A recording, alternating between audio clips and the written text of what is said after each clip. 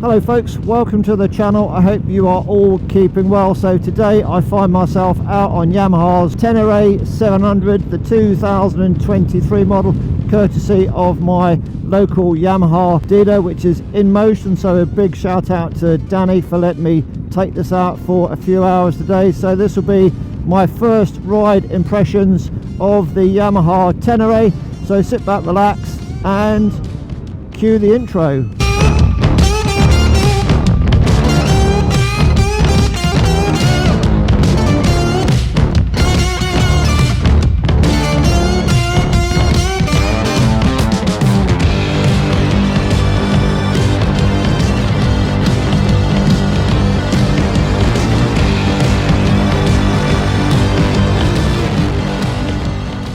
So let's talk about this Yamaha Ténéré then. So it's a 2023 model and not much has changed since it's been brought out in 2019. I think the big change for 2023 is this TFT screen, and that's about the only thing. I think maybe the colours have changed maybe a little bit. Today I'm riding the grey one, and also comes in another flavour, and that flavour is blue. So the Ténéré's been out since 2019, and the CP2 engine, the 690cc engine, that's been used across the Yamaha chassis and frames in a number of bikes, in particular the Yamaha MT-07. So the engine is a well-proven engine, and I don't believe there are any major issues with the engine. But folks, if anyone's got one of these or had one of these and had any issues with it, just please make any comments in the comment section down below. What a glorious day today. So let's quickly rattle through some of the specifications then. So this Yamaha UK RRP is 10,100 pounds. Size of the engine, it's a 690cc engine, that's Euro 5 compliant. Weight wise, wet 205 kilograms, and the seat is quite a lofty and tall seat. I'm 5'9" with a 32-inch seam, and I'm pretty much struggling on tippy toes. So if you're a short rider, I'm not sure if you can get a kit to reduce the seat height, but yeah, it's a fairly lofty 875 millimeters is the seat height. Horsepower of the engine is 72 horsepower, and from a fuel consumption point of view, that 16-litre tank will allegedly, if you believe the official figures from Yamaha themselves, will get you to a distance of 232 miles before you have to get off and push the bike. I'm going to put all those specifications that I've just told you, if I can, I'm going to put them in a chart up here, if I can manage to do that, of the bike's middleweight contenders, and the battleground is fairly fierce. So we've got the other competitors in this hotly fought market. So we've got the KTM, we've got the Aprilia, we've got the Suzuki, and then we've got the new boy on the block, I guess, together with the Suzuki, is the Honda. The thing that I've taken away from this so far is that this is a tall bike, and it handles really nice actually. So let's talk about front of the bike to the back of the bike. So the bike itself is 205 kilograms wet, and as you're riding along, it's very easy to steer actually. So it runs on a 21-inch front tyre, and the back I believe is 17 inches. If I've got that wrong, I'll put something out there to say I've got it wrong. And the tyres actually, wait for it folks, they are not tubeless tyres, they are tubed tyres. So I've had an Africa Twin previously, and I converted that to run from tubed to tubeless because it was an absolute right raw pain in the backside. So I've got all the tyre, the tubeless, or the tube changing stuff at home. Let's just go in here, shall we? I've got all that at home, and it is, unless you've never changed a tube before folks, yeah, it's up to you whether you want the hassle of being able to take a tube out. Personally for me, I wouldn't. I would look at converting them to tubeless myself if that was possible. Oh yes, very nice. Anyway, so that's the so it's a 21-inch front wheel tubed tyre. Sorry, you got a bit of fun, haven't you? And suspension wise then, we've got quite a large suspension, so 210mm at the front, and then you've got 200mm at the back. The front wise, you can adjust the suspension. We're just going slow here, not put my feet down, just using the back brake, turning circle. Yeah, really nice. Yeah, nicely balanced bike. Yeah, you can have a bit of fun with this. Yeah, suspension on the front then. Sorry about that, folks, getting carried away. What a great bike. So suspension wise, you can adjust the compression and the rebound on the front, but you can't adjust the preload. And on the back, you can adjust the compression, the preload, and the rebound as well. So the only thing you can't do is just the preload at the front. Lights, you've got LED lights all the way around, and the lights won't come on until you actually start the bike itself. And the indicators are LED. There is no IMU, one of those lean sensitive fancy things. So it's a very basic bike, and the indicators aren't self-cancelling. So that pretty much covers the lights. And the bike itself, let's just come to a halt here on sort of what I would call off-road. So the bike itself then, it's a very basic bike. Let me just turn the engine off. So the bike itself, it's a basic bike, so we haven't got any IMU, which means there's no lean sensitive ABS. So you can actually switch the ABS off on the front and the back, or you can just switch the ABS off at the rear. So several things you can do with the ABS if you want to go off-road and sort of swing the back of the bike around and that kind of thing. But I'm not an off-roader. This is about as much off-roading as I would actually dare to do, if I'm being brutally honest. And in relation to traction control, there isn't any, so it's a very basic bike. And so the only forms of electronics that you have on the bike are the ABS, which you can switch on and off through the new TFT using the menu button down here. Very simple. Just go into the menu settings. There we go, ABS mode. So let's select rear ABS off, press it once and hold it in, and then it will say on here rear ABS has been switched off, and it'll come up here ABS warning light with a line through it, so you know you've deactivated part of the ABS system. And that, folks, is pretty much the level of electronics that we do have on the bike. And when you switch the ignition off and then back on again, you'll see that it's now reverted to its normal default position, which is ABS on both front and rear. So if you're out on a trail somewhere and just want to come to a halt, have a bit of water, I guess you just use the kill switch to turn the engine off, but to leave all the electronics on. But hey, if you've got a Ténéré, you'll know more about this than I do. Right, that's enough of all that. Let's continue the ride and continue the chat about the Ténéré 700.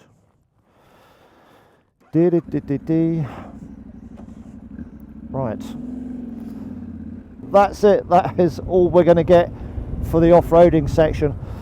So let's just continue electronics then. It's got this TFT, which is fairly nice. The only thing is the refresh rate when you rev the bike, it's a bit laggy, it's not smooth, but I guess there's a cost implication to that. And just before we crack on, in relation to the screen, you've got two screen settings. So you've got like a road setting, and you can only change the settings whilst you're stationary. There's no IMU, and I guess it just takes it off the miles per hour. So you've got a little rocker wheel down here. Just press that in, hold it in. That brings up the settings, and then I think you can just go into, where is it? Where would it be? Exit. Let's have a look. Where would it be? Themes. There we go. We can go into themes, select that, and we go Explorer. Push it in once and then hold it in, and then we have this display, the Explore display, and then just hold the rocker wheel in again, and I'll go back to the road. Themes, street, select once and hold it in, and then we're back. So you can only change the settings or access the settings when you're doing 0 miles per hour. Anyway, let's crack on.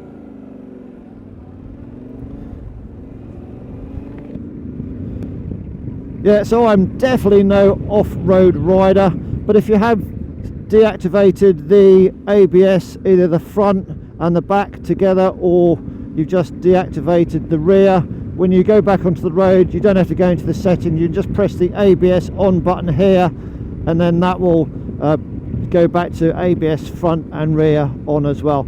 You've got a USB 5V 2 amps connected down here, which is always nice to charge your phone or your GPS. And then brakes wise, you've got Brembo brakes on the front and the rear, and there is no self-cancelling indicator, better switch that off. Yeah, so you've got Brembo brakes on the front and the rear. Handlebar controls then, the clutch is nice and light, the brakes, you can adjust the span on the brakes but not on the clutch, and the clutch lever's a nice light clutch, and the brakes nice and progressive, and the bike's only done about 160 miles or something. But yeah, the brakes are nice, and in relation to dive on the front, yeah, it's an off-road sort of it's an enduro off-roady kind of bike, isn't it? So adventure bike, so you're going to get a little bit of dive on the front, but no more than other bikes, I guess. The front screen itself is not adjustable, and you've got a mounting bar up here just to add your accessories, GPS or whatever else you want to put on it. And the handlebar switchgear on the left, very simple, and it does what it says on the tin. And on the right then you've got the stop, run, and then the menu, and with a rotating knob down here as well. And then just coming back then, the seat itself is a 2-piece seat, and so far I've been on the bike a couple of hours. It seems comfortable enough. As I said, I'm 5'9", 32-inch leg, and I'm sat fairly upright. It's nice, no issues there. It's a 2-piece seat. Under the pillion seat there's a little bit of storage there, so you put the key in, turn it, and that unlocks the rear pillion seat. And then to access the air filter, which is under the rider's seat, you've just got to take the Allen key, undo 2 screws, and then the front seat can come off. The engine then, it's the well tried and tested CP2 engine, bashing out 72 horsepower, and as we said earlier on, that is used in the MT-07 and I think the XSR, if that's right. So it's a popular power plant to go into some of the other motorbikes in the Yamaha range. The exhaust, I have read on some of the forums in relation to the exhaust, due to the way it's mounted, it runs really close to the right hand side of the swinging arm, and if you have a topple on the right hand side, then the exhaust can get pushed against the swinging arm. So I think Yamaha do a swinging arm protector. If they do, I'll put it up here, but yeah, that's something to bear in mind. Some people go for the aftermarket higher level exhaust to avoid that issue. And talking of aftermarket accessory wise, you can just throw the book at this Ténéré 700 with all the accessories that Yamaha do, and I'm sure there's lots of other companies out there that do lots of other accessories for this bike for when you go on your around the world adventure or off the road adventure, shall we say. There is no centre stand on the bike, so if you have a puncture and you need to replace the tubes because you've got some spare tubes with you, then you're going to have to work out some method of supporting the front or the rear, depending on what tyre has given up the ghost. So what else can we just sum up with from the actual bike itself? So basically the thing I'm going to take away from my demo ride today is the fact that the Yamaha is a basic bike with very few electronics. So the only electronics you've got on here is the ABS, and you can switch that totally off for off-road use. So there's no cruise control, so if you want to just take the tingling out of your fingers after a couple of hours on the motorways or the B roads or whatever, then you can always get one of those Atlas throttle locks, which I had on my Honda Africa Twin, and that was just very nice. You just put it on here, it's a friction kind of thing, and it just means you can just set it and then just take your hand off the bars and then just give them a bit of a waggle, or just get the blood flow going back to them. So yeah, so the bike is a basic bike, and sometimes less is more, if you know what I mean. So the only thing really to talk about is that engine actually. So that CP2 engine pushing out 72 horsepower. It's nice and linear. It's got plenty of go in it, and certainly the Pirelli Rally STR tyres that this bike comes standard with, I had them on the Africa Twin, and I never had any occasion where they stepped out on me. And I've been riding this bike for a few hours now. It's a nice day, tyres are warm. Yeah, those STRs are an excellent road tyre. There's no noise from them. The bike steers really well, nice and planted. it goes where you want it to go basically. And suspension wise, yeah, I mean, I'm no off-roader. I'd be happy to ride this for a number of hours, no problem at all. Yeah, no problem at all. But those STR tyres are a good tyre. And that engine, plenty of low down grunt to it. The only thing I'm going to say is the throttle here, there's a bit of quite a lot of slack in the throttle, so sometimes it can be a little bit off and on. I don't know if you can, because it's a cable throttle, whether you can take the slack out in that and just get the throttle response a bit more less on and off, if you know what I mean. So they're the only things I'm going to raise then. It's quite a tall bike. At 875 millimeters, it's a particularly tall bike, and I can only just about get both feet on the ground. That's about it. That engine goes very well, the power plant well proven, and you can, you know, you can hustle it through the corners very nicely, very nicely. So even with that 21-inch front tyre, very predictable, not a problem. And I say those STR tyres are very good. Top speed wise, if you're interested in that on this kind of bike, apparently 125 miles an hour, but good luck, that's all I'm going to say. These bikes aren't built for speed, are they? I'd imagine on the A roads, yeah, you'll be alright on that. So as we make our way back down to the dealer, I'm not sure whether the sound of this CP2 engine has come out on the audio as well as what I would have liked to have done, so this is what it sounds like.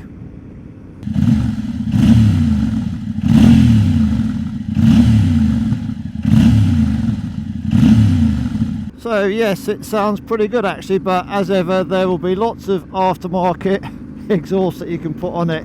One thing I forgot to mention also was just in relation to riding the bike, just on the right hand side there's a cover, a protective section around the clutch cable where it goes into the side casing there, and just on my right, inside of my right lower leg, just feel it rubbing against it, so maybe that would be something you just have to get used to. But yeah, for what it's worth, I just thought I would raise that as well. So we're nearly back at the dealer now, so just going to finally sum up. So this bike, very nice from Yamaha. Things I'm going to say is that it is a tall machine at 875 millimeters, but it handles very nicely on the steering. Everything's nicely balanced. When you're riding slow full lock, you know, you can do your U-turns there. It handles very nicely, good balance to it. Brakes are nice, clutch is good, nice and light. Rear brake is good. I like the look of it. I like the green colour. I like that sort of army-ish kind of look to it. The engine, nice and linear all the way through. No problems there. Just that thing with the cable, but you may be able to dial that out. Yeah, there's not really much that I don't like about it. I like the fact that less is more, so if you're not into electronics, then this is the bike for you, because it's only got the ABS that you can play around with. Other than that, it's got nothing else other than the new screen for 23 here, and that really is about it. But you've got to go and try all those bikes out, see which kind of bike you want. But if you want to do some serious off-road stuff, that's your bag, then I suspect that the Yamaha 700 is the bike to go for. And you can chuck all the accessories at the bike that you want to, as much as your wallet will allow you to do. I don't know if I've mentioned the gearbox. The gearbox is nice and light, no problems there. Yeah, nice gearbox.